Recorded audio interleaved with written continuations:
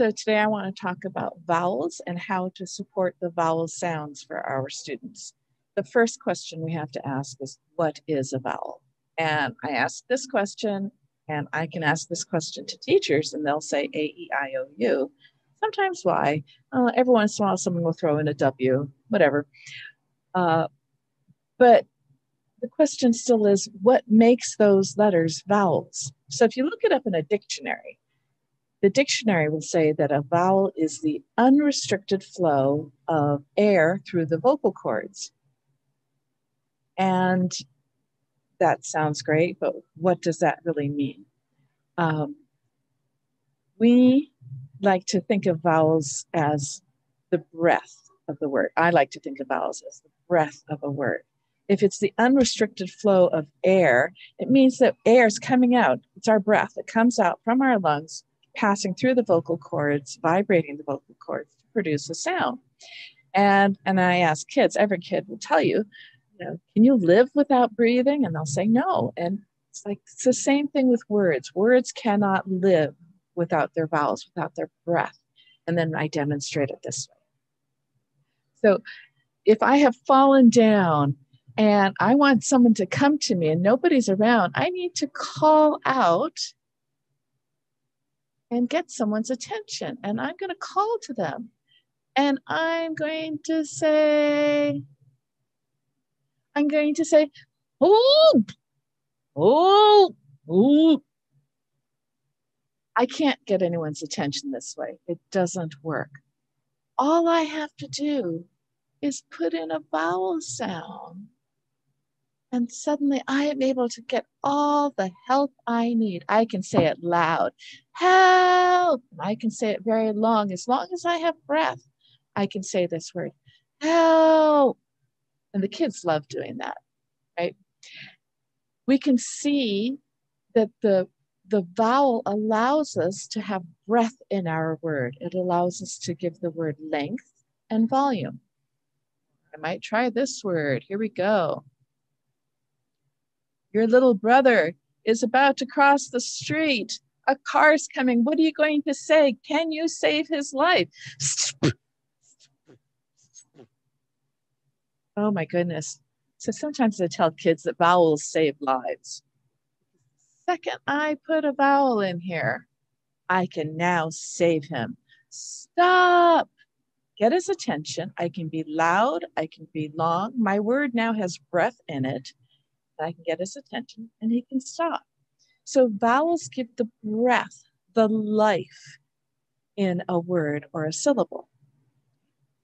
So it doesn't matter whether it's A, E, I, O, U, or Y, and we can look at Y.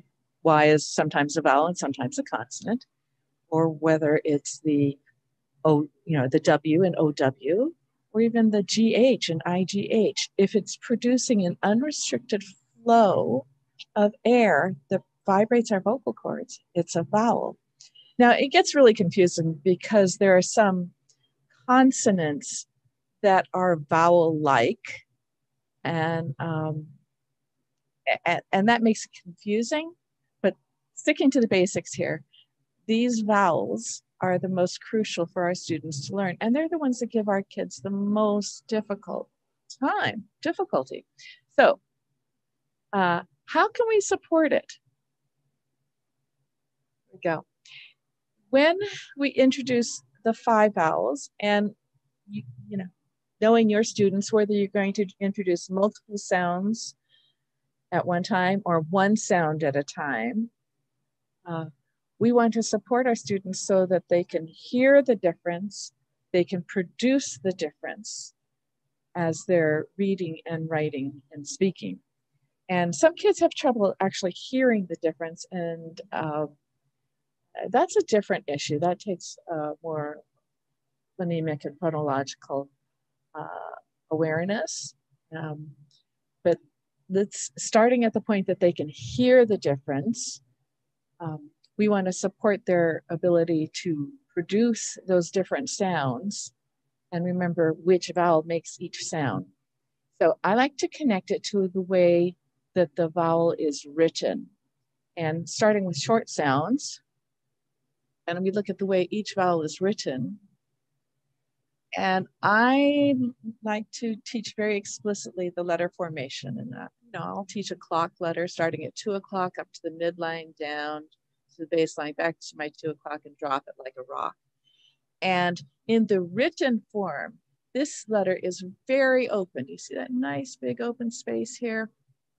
And when we say this letter, it is very open in our mouth. It is a very wide sound and a very open sound. So the sound is ah, and I love that, on Zoom or on Meet, when you're looking this close, the kids get to see themselves and they can see you very clearly. We make the ah sound, and look how wide your mouth is, ah, and look how open it is. And I give them a 2-finger clue.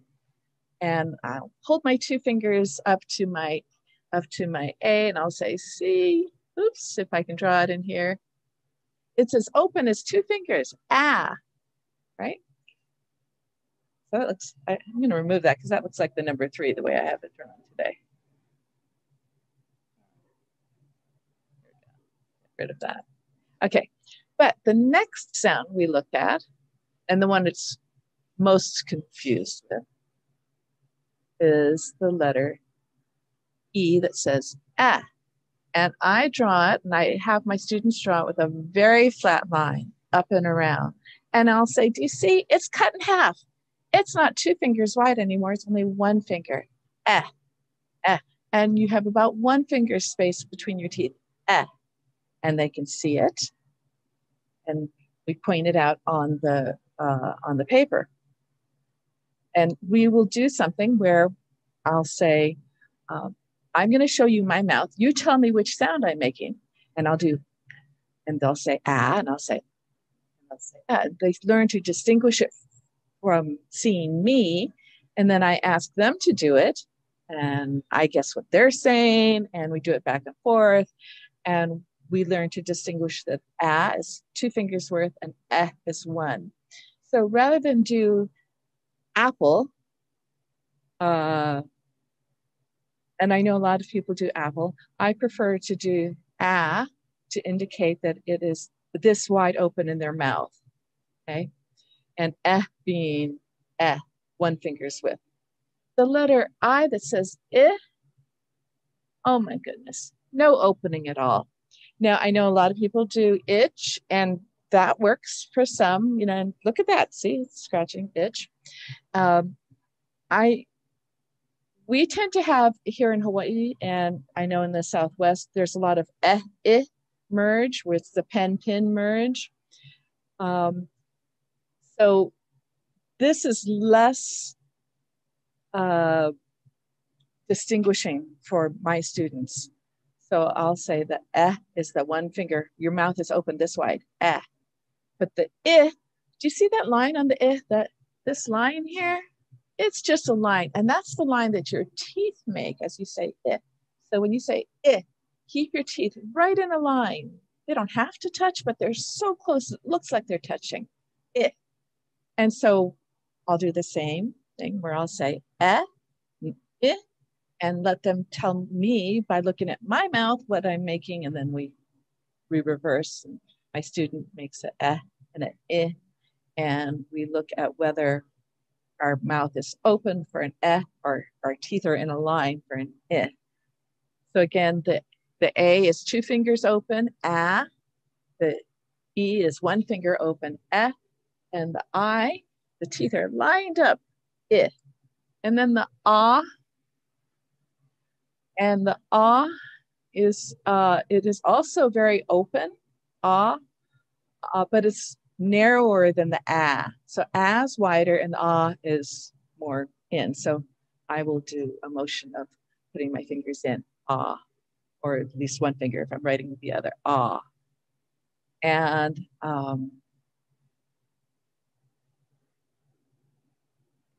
that helps here. And then for the now, is a very, it's practically the schwa sound, right? So it's so common. Most kids get the sound. It's distinguishing the others. But the kids who have trouble with actually have trouble between the U saying and the N saying right? Because our students who have um, or have difficulty with confusing letters, it's the same letter, it's just upside down, right? And you write, do tiles, and the kids are like, oh, here, let me just turn it over. It's like, yeah, it's the exact same thing, but it's when it's upside down. So for distinguishing between the U and the N, I say that the U is, that curved part is actually my tongue. There we go. So this is my tongue. You see my tongue, and it's sticking down. So it's When I say my tongue is down in my mouth. But when I say and they can look at it and see my tongue is up. Do you see my tongue going up here?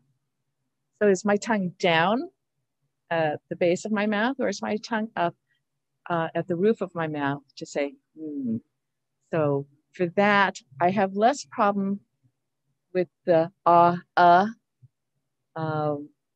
it's not a problem we tend to face here, and I don't know whether it's a big problem elsewhere, but I tend to have more problem with or because of reversals. So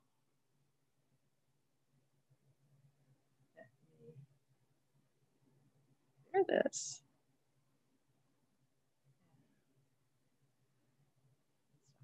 So again, so connecting the sounds to what's happening in your mouth. Is a wider space. Is narrower. The teeth line up. Is a narrower and And for those of you who do vowel ballets or do lips, a lot of that is covered. But whether or not you're doing that, you can support the sound based on the formation of the letter and what the children can see. All right, so I hope that helps.